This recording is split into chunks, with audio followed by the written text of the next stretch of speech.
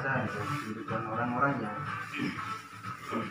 tidak dinilai orang lain, tapi dengan Tuhan itu paling mudah. Dan Tuhan mati di kayu salib demi orang-orang yang berdosa dan tidak berdaya. Jadi selagi hidup kami bersyukur kepada Tuhan sambil memperjuangkan. Shalom.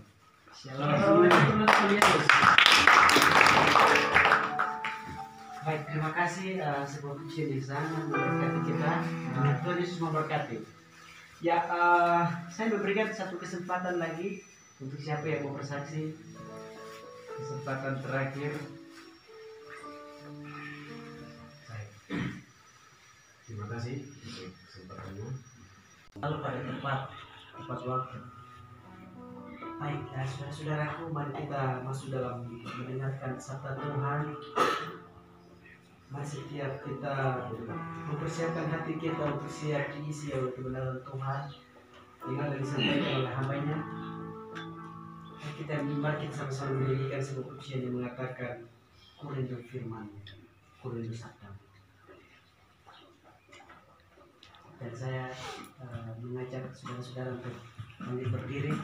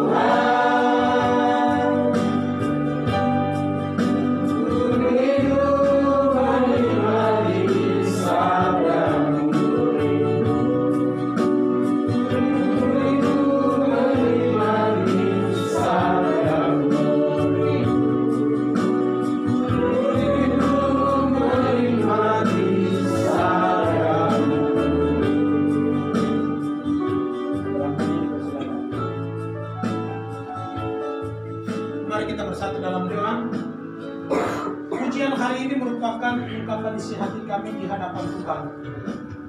Dengan kerendahan hati kami sedang kami duduk di pelataran-Mu, kiranya firman Tuhan yang berasal dari Yesus bersabda di dalam hati kami masing-masing. Roh Kudus membuka mata rohani dan telinga rohani agar setiap hati kami tertuju kepada kebenaran firman Allah. Segala makhluk ataupun roh-roh kegelapan melalui HP, melalui hal-hal tertentu membawakan pandangan kita kepada iblis dan jangan-jangan mengalihkan pemikiran kita kepada keinginan dunia. Tuhan, Engkau tutup bungkus kami di dalam darah-Mu supaya kami siap diberkati oleh kebenaran firman Tuhan. Penguasa dunia, penghulu udara, roh kegelapan, roh apapun jikalau ada di dalam ruangan ini, kami sehati, kami tolak hanya di dalam nama Yesus Kristus. Di tempat ini penuh dengan kemuliaan Allah, agar kami siap untuk dipakai oleh kebenaran firman Tuhan, dan kami dipenuhi melalui firman yang akan kami dengar. Kami menyerahkan waktu ke depan ini ke dalam tangan Tuhan Yesus Kristus. Kiranya firman Allah sendiri yang beracara dengan penuh otoritas di tempat ini. Di dalam nama Yesus kami mengucap syukur dan serahkan waktu ini ke dalam tangan-Mu. Haleluya. Amin. Saudara sekalian yang Tuhan Yesus kasihi, kami mengucap syukur kepada Tuhan untuk kasih setia Tuhan, di mana Dia bisa masih memberi kesempatan kepada kita di pagi hari ini, bisa bernafas, bisa melihat satu dengan yang lain, dan bisa memberikan senyum yang terbaik. Coba berikan salam kepada teman, katakan Tuhan Yesus baik. Tuhan Yesus baik. Berikan senyum yang terbaik. Yang tipis-tipis bagus. Tuhan Yesus baik. Baik. Tuhan Yesus baik. Kenapa kita harus Tuhan Yesus katakan Tuhan Yesus baik? Kesaksian tadi semuanya membuktikan kebaikan Tuhan. Amin. Luar biasa. Tuhan Yesus memang sangat baik, sungguh baik, amat baik. Ya, puji nama Tuhan. Pada pagi hari ini kita akan disapa oleh satu bagian kebenaran firman Tuhan yang sudah lazim dalam hidup kita. Saya sebelum mengenal Tuhan, pertama sekali melalui hamba Tuhan yang pernah memimpin selama 20 tahun lebih di kelas Israel. Itu bapak saya, dan sekarang saya panggilnya bapak. Memang marga sama dengan saya, Sila. Jadi itu orang tua saya begitu. Jadi waktu mereka KKR tingkat sinode, mereka waktu tukar pikiran ke kampung itu, dia pernah sampaikan firman Tuhan ini. Dia bilang, sebenarnya siapa dirimu? Tunjukkan ke saya. Sebenarnya hanya dalam khotbah dia utarakan secara umum, tetapi yang saya rasa adalah saya sendiri begitu. Jadi siapa dirimu? Baru saya pikir-pikir, sebenarnya siapa diri aku begitu? Siapa diri saya ini sebenarnya? Saya ingat, oh ya ini Otniel. Tapi sebenarnya siapa Otniel itu? Saya pikir-pikir, iya ternyata ini adalah bayi Tuhan begitu intinya ya. Ini adalah bayi Tuhan yang diisi dengan salah satu makhluk yang tidak bisa dapat disamakan dengan makhluk-makhluk yang lain. Siapa dia? Roh Kudus. Roh Kudus yang penuh di dalam hati saudara sekalian dan saya. Karena itu hari ini saya mau bagi sesudah saya menerima Yesus sebagai Tuhan dan Juru Selamat, saya usia 10 tahun sampai dengan hari ini di usia yang ke-30. Jadi lebih berapa tahun ya? Lebih dari 12 tahun. Hari ini baru saya membagikan kepada teman-teman. Iya. Jadi biarlah firman Tuhan ini menjadi berkat untuk kita semua. Amin. Oke, sekarang kita membuka di dalam satu bagian kebenaran firman Tuhan yang sangat indah sekali pagi ini. Di dalam 1 Korintus pasal 6. Dan kamu bukan milik kamu sendiri. Ayat 20. Sebab kamu telah dibeli dan harganya telah lunas dibayar. Karena itu muliakanlah Allah dengan tubuhmu. Sebab kamu telah dibeli dan harganya telah lunas dibayar. Karena itu muliakanlah Allah dengan tubuh. Atau dengan rumah ini. Muliakanlah Allah dengan Tubuh. dengan Tubuhku. Oke. Tubuh siapa? Saya. Puji Tuhan. Hari ini kita akan dihantarkan oleh satu bagian tema yang sangat menarik, adalah tubuh adalah rumah siapa. Orang-orang Kristen harus menjauhkan diri dari kebencian atau hal-hal yang bertentangan dengan firman Tuhan. Jauhkan dirimu dari percabulan. Dunia sekarang ini ada banyak perkembangan yang sedang terjadi. Yang paling gampang sekali yang sekarang ada itu HP. Dulu waktu saya di kampung itu, orang-orang kalau bicara di dalam Alkitab berbicara mengenai Israel, kemudian Yahudi berbicara masalah Galilea, Sungai Galilea itu, kemudian pohon zaitun, kemudian berbicara masalah hal-hal seperti itu. Saya pikir itu mungkin adanya itu di surga, di mana tempat Tuhan bersemayam hari ini. Dan saya pikir itu bagian sama. Jadi kejadian itu hanya jadinya di sana. Jadi mungkin seperti apa begitu. Setelah saya ada di kota, saya ikuti perkembangan demi perkembangan dan melihat di HP, ternyata Israel ini ada di HP saya. Ternyata Israel ada di HP saya. Iya toh? Ternyata ada. Jadi sekarang itu tidak perlu kalian pergi jauh-jauh sana, tidak perlu. Lihat saja di situ kamu sudah ada di Israel kok. Iya, tidak perlu. Hari ini kalau Anda mau ke Papua, Seli jangan ke Papua, lihat saja di HP. Biar Anda sudah ada di Papua. Gitu. Iya, seperti itu. Jadi teman-teman seperti mimpi begitu, seperti dalam khayalan, tapi ternyata nyata di situ ketahuan. Apalagi sekarang yang paling canggih sekali itu mereka bikin GPS itu. Kalau saya ada di sini pasti orang lain mereka deteksi saya di sana. Oh ya, sekarang mereka ada persekutuan di Landung Sari itu sudah tahu kok. Seperti itu sedang pantau, sedang pantau seperti itu. Sekarang yang disebut namanya pornografi itu kalau kita melihat hal yang sangat itu memalukan begitu. Kalau melihat dalam kasat mata kalau mereka ada di sana. Kemudian mereka melakukan namanya seksual di tempat tertentu. Kita melihat itu hal yang itu malu sekali begitu. Tetapi secara diam-diam ternyata kita buka HP, oh ada di situ kok. Begitu. Itu secara tidak langsung mata kita sudah ada di situ. Hidup kita sudah ada di situ gitu. Jadi ini sesuatu hal yang sebenarnya kita tidak lakukan tetapi sudah terjerumus di dalam hal seperti demikian. Apalagi keinginan kita sudah ada di sana, kemauan kita sudah ada di sana.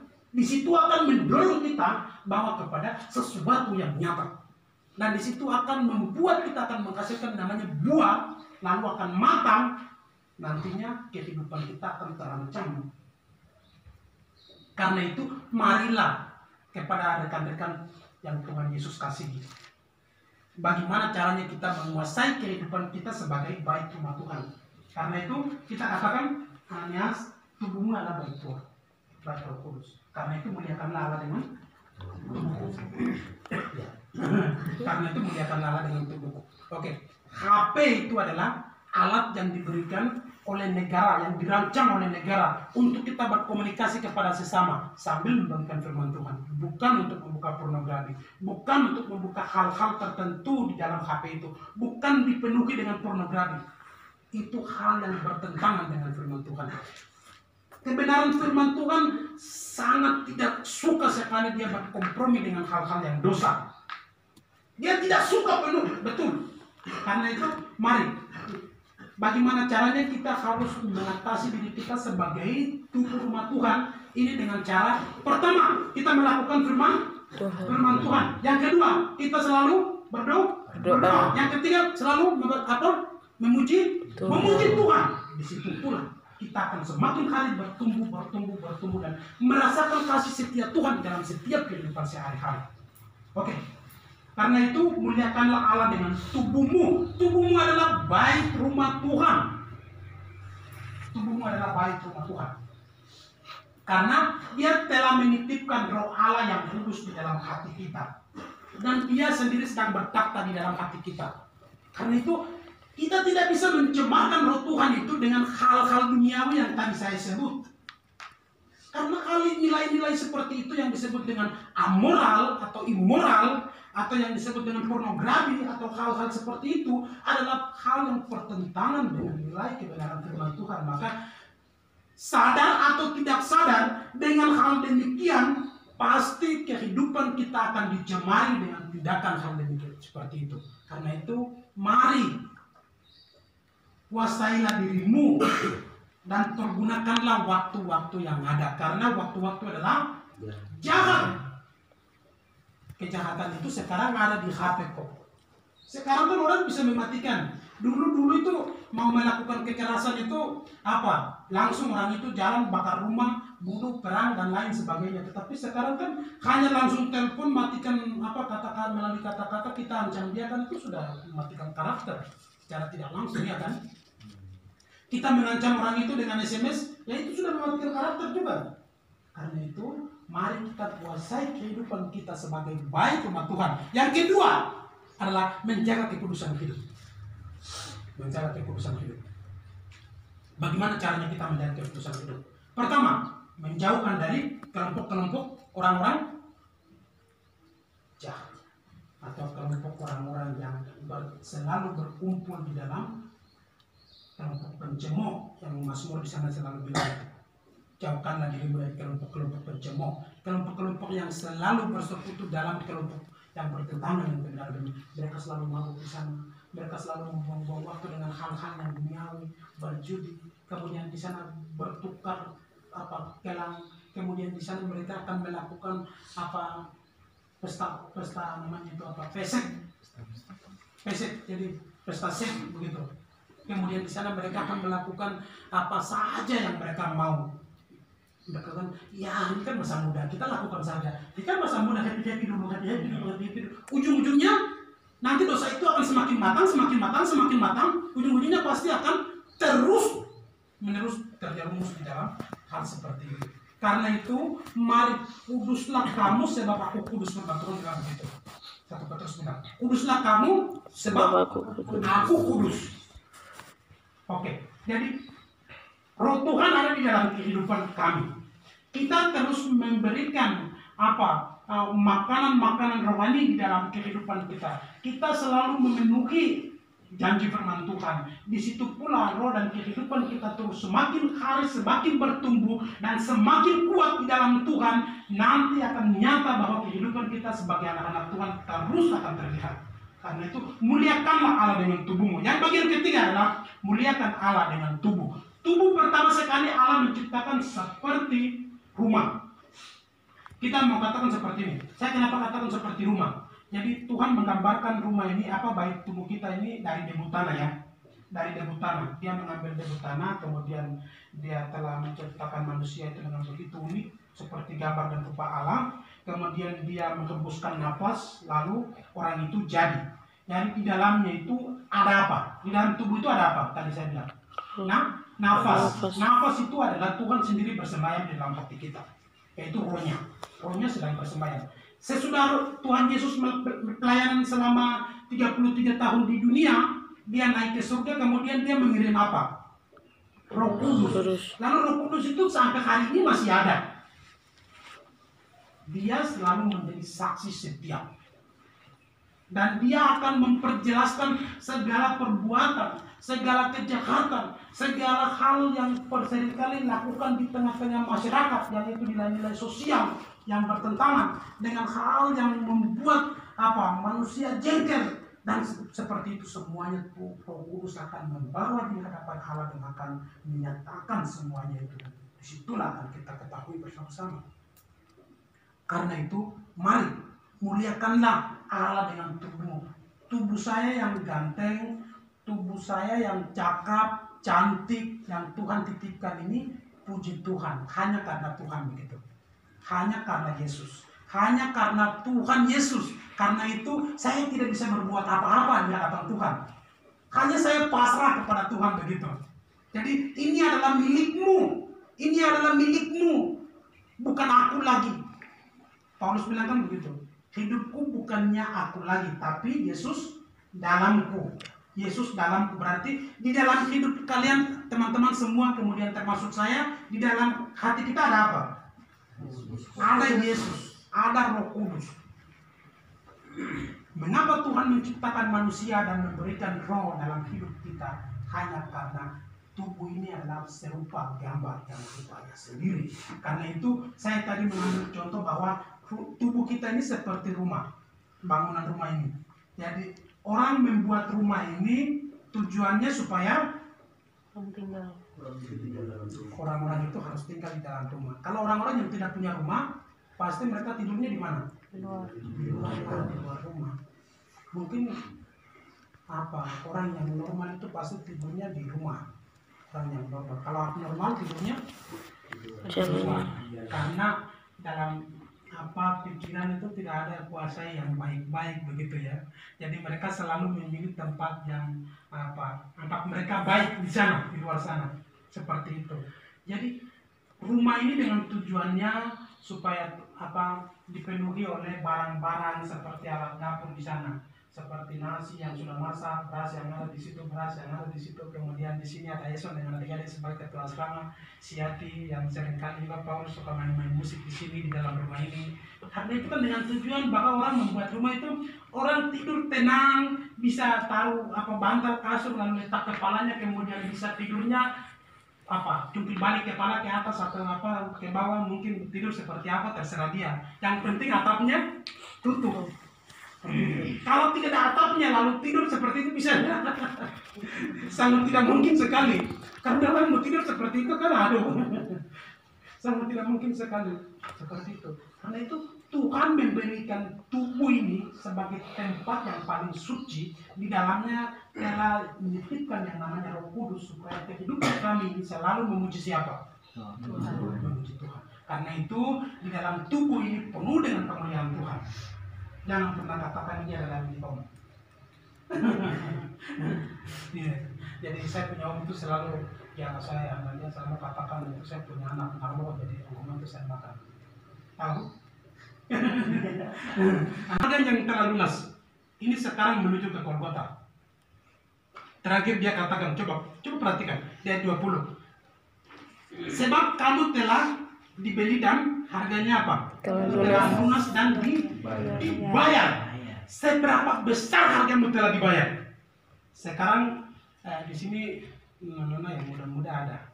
Besok pasti akan menghadapi yang namanya pernikahan. Atau siapa ada yang tidak menikah?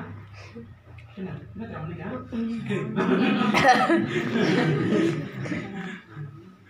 Iya, atau saya lihat tidak menikah mungkin.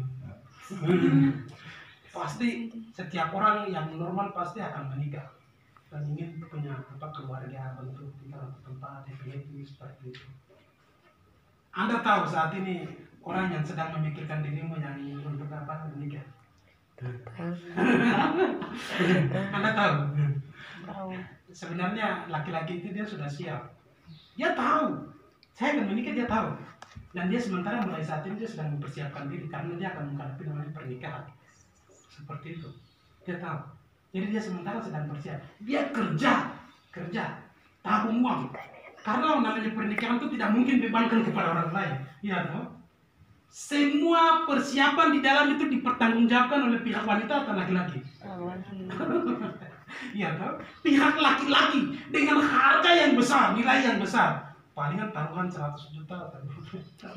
Kalau sekarang kan seperti itu. Kalau di Papua berapa ekor wang? 5.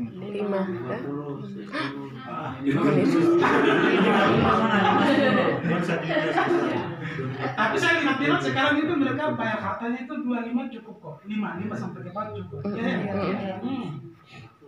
Jadi yang penting omong dengan keluarga semua sudah makan sama-sama itu sudah alhamdulillah sudah begitu. Yang penting keluarganya bahagia. Tapi beda lagi di budaya orang lain, Papua yang lain. Iya ya. Memuda bagaimana? Mari. Ikan kastor 1 ekor. Itu ikan kastor. Bayar ikan kastor 1 ekor itu kan bayar harta. Ular tambah ini lagi pisang. Itu ular pisang lagi. Jadi cewek-cewek yang besok kalau ingin menikah dengan orang-orang Mumuna itu siap-siap. Nggak pakai ikan kastor.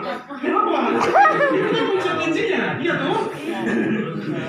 Kenapa? Itu kan memang konsekuensinya itu. Mau apa lagi? Jadi nanti pisang 1 timbuk kalau sudah ada, ikan kastor 1 ekor sudah ada di piring. Kemudian apa lagi? Iya, SNK. Kalau ada berarti sudah terima. Kita harus terima itu.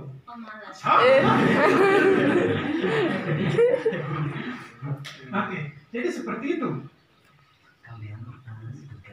Memang itu salah satu konsekuensi yang harus kita hadapi. Kalau kita masuk di keluarga orang lain itu pasti wanita yang bayar. Iya tahu? Betul.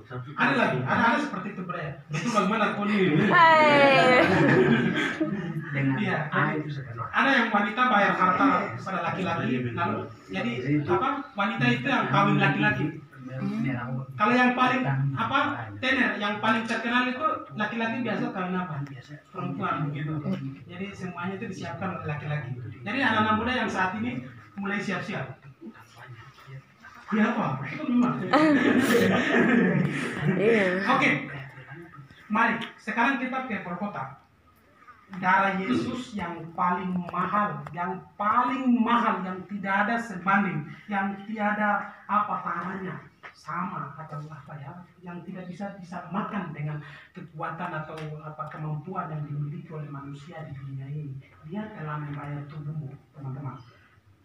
Dia telah membayar tubuh Anda. Dia telah membayar tubuh saya. Dan itu kapanpun saya tidak akan pernah membalas, sungguh. Siapapun tidak akan pernah membayar darah itu dengan darah saya. Hanya dialah yang telah lakukan. Hanya dia yang mati di atas kayu salib. Dia yang membayar harta itu. Dan saya sudah dibeli dengan harga yang mahal. Ingat. Saya sudah dibeli. Anda ini sudah menjadi harta milik Tuhan. Karena dia sudah membeli Anda dan saya. Kalau kehidupan Anda ini menjadi murah, kehidupan Anda ini diperjualkan kepada dunia, supaya diinjak-injak oleh binatang, diinjak-injak oleh babi, dibuang mutiaramu ke dalam liang kubangan babi, kemudian itu diinjak-injak, tidak akan berfaedah, tidak akan berfungsi lagi. Itu dibuang, diinjak, dan terabaikan. Jikalau Anda menjadi orang yang sudah menjadi orang yang berharga di hadapan Tuhan, berarti muliakanlah dengan tubuhmu. Mari, teman-teman yang Tuhan Yesus kasihi. Tubuhmu adalah bait Roh Kudus. Tubuhku adalah bait Roh Kudus. Roh Kudus berdiam di dalam hatiku. Karena itu, janganlah penuhi di dalam hati ini oleh keinginan hawa nafsu dunia. Jangan penuhi dengan hal-hal dunia yang bertentangan dengan nilai Alkitab, dengan pikiran-pikiran pornografi yang selalu memikirkan hal-hal duniawi, yang selalu mengalihkan pandangan kepada dunia supaya kehidupan ini dicemari oleh hal-hal dosa. Karena itu terus-menerus kita percaya dan mengimani kepada Tuhan, dan Dialah yang akan selalu memelihara kehidupan kita, karena di dalam kehidupan kita hanya Dia sendiri yang ada. Karena itu mari kita mengambil saat teduh sejenak di hadapan Tuhan, dan kita merenungkan betapa besar kasih setia Tuhan di dalam kehidupannya. Seberapa besar nilai yang telah dibayar oleh Yesus Kristus dalam kehidupan kita.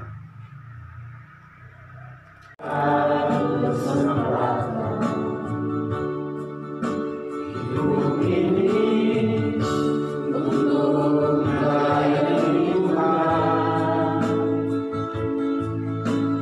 Jangan sia-siakan waktu yang Tuhan beri. Hidup ini sudah jadi berkah. Hidup ini adalah kesempatan dimulai dari awal.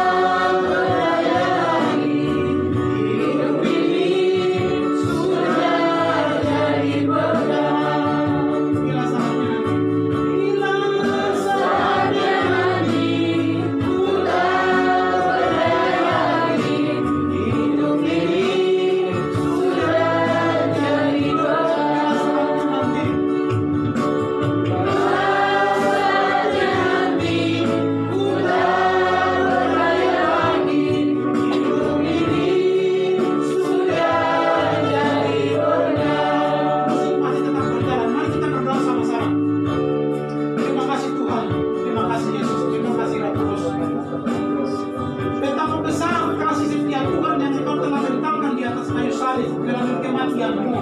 Kami bisa merasakan karya penyelamatan-Mu. Kami bisa merasakan kasih setia-Mu. Kami bisa merasakan kebaikan-Mu dalam hidup kami. Sampai hari ini kami bisa merasakan. Terima kasih Tuhan Yesus. Melalui darah yang mahal itu telah membayar lunas. Karena itu tidak ada seorang pun yang akan mengembalikan perbuatan itu. Tidak ada seorang pun akan melakukan hal seperti itu. Hanya Yesus sendiri yang telah melakukan di atas kayu salib. Karena itu Tuhan, inilah kami, inilah keberadaan kami. Tuhan, pakailah kami selagi kami masih muda. Pakailah kami sebagai kami orang-orang yang muda, yang bisa mampu melakukan pelayanan Tuhan. Terima kasih Tuhan Yesus. Terima kasih Allah Bapa. Terima kasih Roh Kudus. Terima kasih Yesus. Terima kasih. Terima kasih. Terima kasih Tuhan. Jadikanlah kami anak-anak-Mu yang selalu setia dan melayani-Mu Tuhan. Jadikanlah kami selalu ada di rumah-Mu. Jadikanlah kami selalu ada di pelataran-Mu. Jadikanlah kami selalu menjadi pelaku-pelaku firman Tuhan. Engkau pakai kami setiap kehidupan lepas pribadi. Jadikan kami orang-orang yang selalu setia di hadapan-Mu. Terima kasih Yesus. Terima kasih Tuhan Yesus. Terima kasih Roh Kudus. Oh Tuhan, pakailah hidupku selagi aku masih kuat. Bila saatnya nanti ku tak berdaya lagi, hidup ini sudah jadi berkat Tuhan. Oh Tuhan, pakailah hidupku selagi aku masih kuat. Bila saatnya nanti ku tak berdaya lagi, hidup ini sudah jadi berkat. Bila saatnya nanti ku tak berdaya lagi, hidup ini sudah jadi berkat. Bila saatnya nanti ku tak berdaya lagi, hidup ini sudah jadi berkat. Haleluya, haleluya. Mari kita bersatu dalam doa. Hidup, waktu, kesempatan yang Engkau memberi ini kami mau menjadi berkat. Selagi masih kuat, selagi masih muda, kami tidak mau menyia-nyiakan kehidupan ini dengan hal-hal duniawi. Karena kehidupan ini singkat dan terbatas. Selama kami masih ada di dalam genggaman tangan Tuhan, kami mau melakukan yang terbaik. Ini adalah komitmen kami. Ini adalah keputusan hati kami. Karena itu pakailah kami sebagai alat di tangan-Mu Tuhan. Untuk kami menjadi saluran berkat dimanapun kami mengabdi, dimanapun kami mengekspresi kepada siapapun dia yang kami kenal. Karena itu Tuhan, mari anak-anak Tuhan, jadilah pelita di tengah-tengah kegelapan. Jadilah pelaku firman Tuhan, jadilah berkat bagi anak-anak Tuhan dimanapun Anda berada. Tuhan siap memakai Anda. Tuhan siap memakai Anda. Betapa engkau latar belakang dari sekuler, apapun latar belakangmu, Tuhan sanggup untuk memakai Anda untuk menjadi saluran berkat. Karena firman Tuhan katakan, kamu adalah baik Roh Kudus. Karena itu muliakanlah Allah dengan tubuhmu. Mari mengucap syukur untuk firman Tuhan di saat pagi menjelang siang hari ini. Kami sudah dapat diberkati. Kiranya firman Tuhan ini terus bertumbuh dan menghasilkan benih di dalam hidup setiap hari. Di dalam nama Yesus Kristus kami mengucap syukur untuk berkat firman-Mu. Yang percaya katakan amin. Berikan kemuliaan bagi Tuhan. Haleluya.